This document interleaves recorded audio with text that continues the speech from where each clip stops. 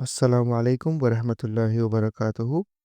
پچھلی ویڈیو میں ہم نے سورہ مائدہ کی آیت نمبر 22 تک کی تلاوت اور ترجمہ پڑھا تھا۔ آئیے اس سے آگے تلاوت جاری رکھتے ہیں۔ اعوذ باللہ من الشیطان الرجیم، بسم اللہ الرحمن الرحیم۔ قال رجلان من الذين يخافون أنعم الله عليهم ادخلوا عليهم الباب فإذا دخلتموه فإنكم غالبون وعلى الله فتوكلوا إن كنتم مؤمنين۔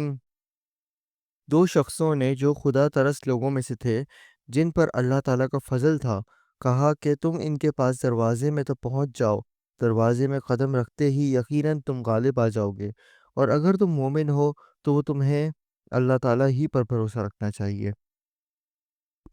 قالوا يا موسى إنا لن ندخلها أبدا ما داموا فيها فاذهب أنت وربك فقاتلا إنا هاهنا قاعدون۔ قوم نے جواب دیا کہ اے موسیٰ علیہ السلام، جب تک وہ وہاں ہے تب تک ہم ہرگز وہاں نہ جائیں گے، اس لیے تم اور تمہارا پروردگار جا کر دونوں ہی لڑ بھڑ لو، ہم یہیں بیٹھے ہوئے ہیں۔ قال رب إني لا أملك إلا نفسي وأخي فافرق بيننا وبين قوم الفاسقين۔ موسیٰ علیہ السلام کہنے لگے، الہی، مجھے تو بجز اپنے اور میرے بھائی کے کسی اور پر کوئی اختیار نہیں، بس تو ہم میں اور ان نافرمانوں میں جدائی کر دے۔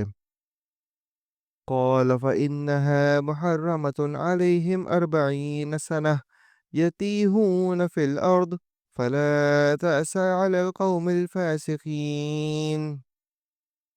ارشاد ہوا کہ اب زمین ان پر 40 سال تک حرام کر دی گئی ہے، یہ خانہ بدوش ادھر ادھر سرگرداں پھرتے رہیں گے، اس لیے تم ان فاسقوں کے بارے میں غمگین نہ ہونا۔ وَاتْلُ عَلَيْهِمْ نَبَأَ ابْنَيْ آدَمَ بِالْحَقِّ إِذْ قَرَّبَا قُرْبَانًا فَتُقُبِّلَ مِنْ أَحَدِهِمَا وَلَمْ يُتَقَبَّلْ مِنَ الْآخَرِ قَالَ لَأَقْتُلَنَّكَ قال انما يتقبل اللہ من المتقین۔ اور آدم علیہ السلام کے دونوں بیٹوں کا کھرا کھرا حال بھی انہیں سنا دو۔ ان دونوں نے ایک نذرانہ پیش کیا، ان میں سے ایک کی نظر تو قبول ہو گئی اور دوسرے کی مقبول نہ ہوئی، تو وہ کہنے لگا کہ میں تجھے مار ہی ڈالوں گا۔ اس نے کہا، اللہ تعالیٰ تقوی والوں کا ہی عمل قبول کرتا ہے۔ لئن بسطت إلي يدك لتقتلني ما أنا بباسط يدي إليك لأقتلك إني أخاف الله رب العالمين۔ گو تو میرے قتل کے لیے دست درازی کرے، لیکن میں تیرے قتل کی طرف ہرگز اپنے ہاتھ نہ بڑھاؤں گا، میں تو اللہ تعالیٰ پروردگار عالم سے خوف کھاتا ہوں۔ إني أريد أن تبوء بإثمي وإثمك فتكون من أصحاب النار وذلك جزاء الظالمين۔ میں تو چاہتا ہوں کہ تو میرا گناہ اور اپنے گناہ اپنے سر پر رکھ لے اور دوزخیوں میں شامل ہو جائے، اور ظالموں کا یہی بدلہ ہے۔ فطوعت له نفسه قتل أخيه فقتله فأصبح من الخاسرين۔ بس اسے اس کے نفس نے اپنے بھائی کے قتل پر آمادہ کر دیا اور اس نے اسے قتل کر ڈالا، جس سے نقصان پانے والوں میں ہو گیا۔ فبعث الله غرابا يبحث في الأرض ليريه كيف يواري سوءة أخيه قال يا ويلتى أعجزت أن أكون مثل هذا الغراب فأواري سوءة أخيه فأصبح من النادمين۔ پھر اللہ تعالیٰ نے ایک کوے کو بھیجا جو زمین کھود رہا تھا تاکہ اسے دکھائے کہ وہ کس طرح اپنے بھائی کی لاش کو چھپا دے۔ وہ کہنے لگا، ہائے افسوس، کیا میں ایسا کرنے سے بھی گیا گزرا ہو گیا کہ اس کوے کی طرح اپنے بھائی کی لاش کو دفنا دیتا؟ پھر تو بڑا ہی پشیمان اور شرمندہ ہو گیا۔ من اجل ذلك كتبنا على بني إسرائيل أنه من قتل نفسا بغير نفس أو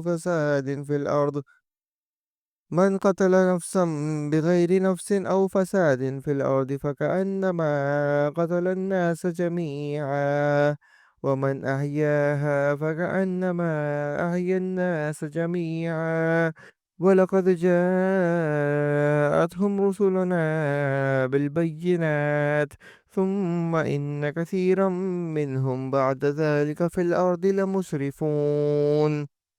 اسی وجہ سے ہم نے بنی اسرائیل پر یہ لکھ دیا کہ جو شخص کسی کو بغیر اس کے کہ وہ کسی کا قاتل ہو یا زمین میں فساد مچانے والا ہو قتل کر ڈالے تو گویا اس نے تمام لوگوں کو قتل کر دیا، اور جو شخص کسی ایک کی جان بچا لے اس نے گویا تمام لوگوں کو زندہ کر دیا۔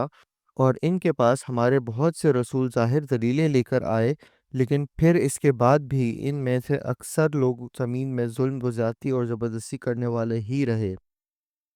إنما جزاء الذين يحاربون الله ورسوله ويسعون في الأرض فسادا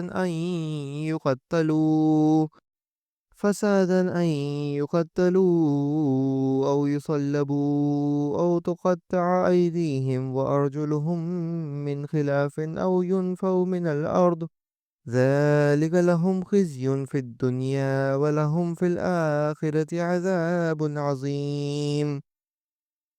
یقیناً جو اللہ تعالیٰ سے اور اس کے رسول سے لڑیں اور زمین میں فساد کرتے پھریں ان کی سزا یہی ہے کہ وہ قتل کر دیے جائیں یا سولی چڑھا دیے جائیں یا مخالف جانب سے ان کے ہاتھ پاؤں کاٹ دیے جائیں یا انہیں جلا وطن کر دیا جائے۔ یہ تو ہوئی ان کی دنیاوی ذلت اور خواری، اور آخرت میں ان کے لیے بہت بڑا بھاری عذاب ہے۔ إِلَّا الَّذِينَ تَابُوا مِن قَبْلِ أَن تَقْدِرُوا عَلَيْهِمْ فَاعْلَمُوا أَنَّ اللَّهَ غَفُورٌ رَّحِيمٌ۔ ہاں، جو لوگ اس سے پہلے توبہ کر لیں کہ تم ان پر قابو پالو تو یقین مانو کہ اللہ تعالیٰ بہت بڑی بخشش اور رحم و کرم والا ہے۔ يا أيها الذين آمنوا اتقوا الله وابتغوا إليه الوسيلة وجاهدوا في سبيله لعلكم تفلحون۔ اے مسلمانوں، اللہ تعالیٰ سے ڈرتے رہو اور اس کا قرب تلاش کرو اور اس کی راہ میں جہاد کرو تاکہ تمہارا بھلا ہو۔ ان الذين كفروا لو انهم لهم ما في الارض جميعا ومثله معه ليفتدوا به من عذاب يوم القيامة ما تقبل منهم ولهم عذاب عليم۔ یقین مانو کہ کافروں کے لیے اگر وہ سب کچھ ہو جو ساری زمین میں ہے بلکہ اسی کے مثل اور بھی ہو، اور وہ اس سب کو قیامت کے دن عذاب کے بدلے فدیے میں دینا چاہیں تو بھی ناممکن ہے کہ ان کا فدیہ قبول کر لیا جائے، ان کے لیے تو دردناک عذاب ہی ہے۔ یریدون ان یخرجوا من النار وما هم بخارجین منها ولهم عذاب مقیم۔ یہ چاہیں گے کہ دوزخ میں سے نکل جائیں لیکن یہ ہرگز اس میں سے نہ نکل سکیں گے، اور ان کے لیے تو دوامی عذاب ہے۔ والسارق والسارقة فاقطعوا أيديهما جزاء بما كسبا نكالا من الله والله عزيز حكيم۔ اور چوری کرنے والے مرد اور عورت کے ہاتھ کاٹ دیا کرو، یہ بدلہ ہے اس کا جو انہوں نے کیا، اللہ تعالیٰ کی طرف سے سزا کے طور پر، اور اللہ تعالیٰ قوت و حکمت والا ہے۔ فمن تاب من بعد ظلمه وأصلح فإن الله يتوب عليه إن الله غفور رحيم۔ جو شخص اپنے گناہ کے بعد توبہ کر لے اور اصلاح کر لے تو اللہ تعالیٰ اس کی توبہ قبول فرماتا ہے، یقیناً اللہ تعالیٰ معاف فرمانے والا، مہربانی کرنے والا ہے۔ ألم تعلم أن الله له ملك السماوات والأرض يعذب من يشاء ويغفر لمن يشاء والله على كل شيء قدير۔ کیا تجھے معلوم نہیں کہ اللہ تعالیٰ ہی کے لیے ہے زمین و آسمان کی بادشاہت، جسے چاہے سزا دے اور جسے چاہے معاف کر دے، اور اللہ تعالیٰ ہر چیز پر قادر ہے۔